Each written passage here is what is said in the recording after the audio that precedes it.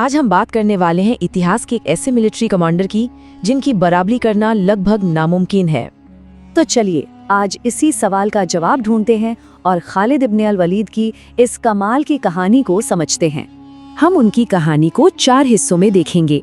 पहले एक अजेय जनरल के तौर पर उनकी शुरुआत, फिर कैसे वो दुश्मन से साथी बने, उसके बाद एक साम्राज्य को बनाने में उनका क्या रोल था, और आखिर में उनकी वो रणनीतिक विरासत जो आज भी जिंदा है। तो कहानी की शुरुआत करते हैं उस दौर से जब खालिद इस्लाम के हीरो नहीं बल्कि उसके सबसे बड़े और सबसे काबिल दुश्मनों में से एक थे। सवाल ये है कि ये मिलिट्री जीनियस आया कहाँ से? देखिए, वो कोई आम सिपाही नहीं थे। वो मक्का के एक बहुत ही ताकतवर और अमीर खानदान में पैदा हुए थे जिनका काम ही जंग और जंग के घोड़ों को तैयार करना था। मतलब उन्होंने बचपन से ही जंग की बारीकियां सीखी थी।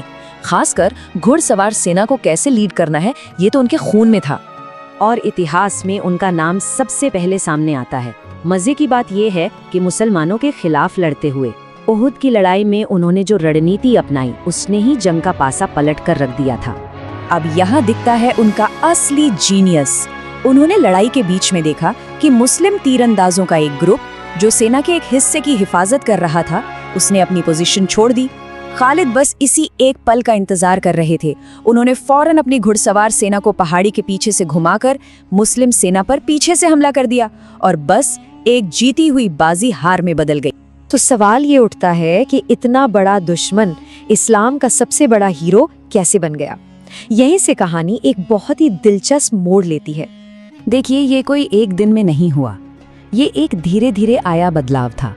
पहले उनके भाई ने इस्लाम कबूल किया, फिर उन तक ये खबर पहुंची कि पैगंबर मोहम्मद खुद उनके जैसे काबिल इंसान के बारे में पूछ रहे हैं। धीरे धीरे ये बातें उनके दिल में उतरती गईं और आखिरकार वो खुद मदीना गए और इस्लाम अपना लिया। और इस्लाम अपनाने के बस कुछ ही महीनों बाद उनकी पहली परीक्षा हुई। और क्या परीक्षा थी! मतलब एक नई सेना में एक आम सिपाही के तौर पर उन्हें एक लगभग नामुमकिन जंग लड़नी पड़ी। जरा इन नंबरों को देखिए। एक तरफ सिर्फ 3000 मुस्लिम सैनिक और दूसरी तरफ कौन? उस वक्त की सुपर पावर रोमन एम्पायर की 2 लाख की फौज। मतलब ये लड़ाई नहीं थी, ये तो सीधे सीधे मौत को दावत देना था। और हुआ भी वही जिसका डर था। लड़ाई में एक के बाद एक तीनों मुस्लिम कमांडर मारे गए।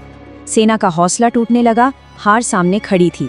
और उसी अफरा तफरी और मायूसी के बीच सिपाहियों ने उस एक आदमी की तरफ देखा जिसे वो जानते थे कि वो उन्हें बचा सकता है।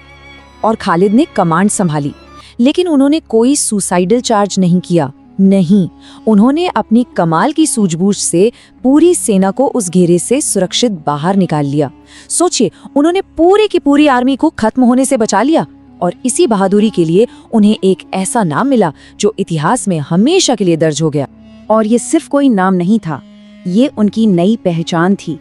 खुद पैगंबर मोहम्मद ने उन्हें मदीना में ये लक़ब दिया, सैफुल्लाह, यानी अल्लाह की तलवार।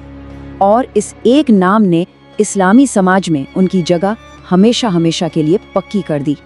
अब पैगंबर के दुनिया से जाने के बाद जो नया इस्लामी राज्य बना था वो अपने सबसे बड़े खतरे का सामना कर रहा था। चारों तरफ बगावतें शुरू हो गईं और ऐसे में एक बार फिर सबकी निगाहें किस पर थीं? उस मुश्किल वक्त में पहले खलीफा अबू बकर ने खालिद को ये सबसे बड़ी जिम्मेदारी दी कि वो पूरे अरब को दोबारा एक झंडे के नीचे लाएं। इन सभी बगावतों में सबसे बड़ा खतरा था एक झूठा नबी जिसका नाम था मुसैलिमा। और यमामा के मैदान में जो जंग हुई वो ये तय करने वाली थी कि इस्लाम बचेगा या नहीं। ये इतनी भयानक और खूनी जंग थी कि इसे मौत का बाग कहा जाने लगा। नुकसान बहुत हुआ, बहुत ज्यादा।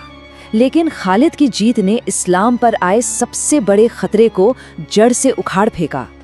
तो यमामा की जीत सिर्फ एक मिलिट्री विक्ट्री नहीं थी, इसके असर बहुत गहरे थे। इसने अरब को तो एक किया ही, पर इसका एक और नतीजा निकला जिसकी शायद किसी ने उम्मीद नहीं की थी।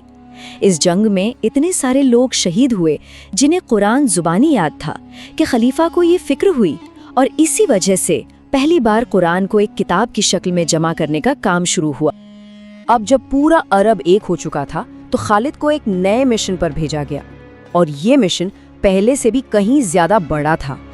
अब उन्हें सामना करना था उस वक्त की 2 सुपर पावर्स का, पर्शियन और रोमन एम्पायर्स। पर्शियन एम्पायर के खिलाफ अपने अभियान की शुरुआत उन्होंने एक खत से की। ये सिर्फ एक धमकी नहीं थी, ये पूरी दुनिया के लिए एक ऐलान था कि एक नई ताकत मैदान में आ चुकी है।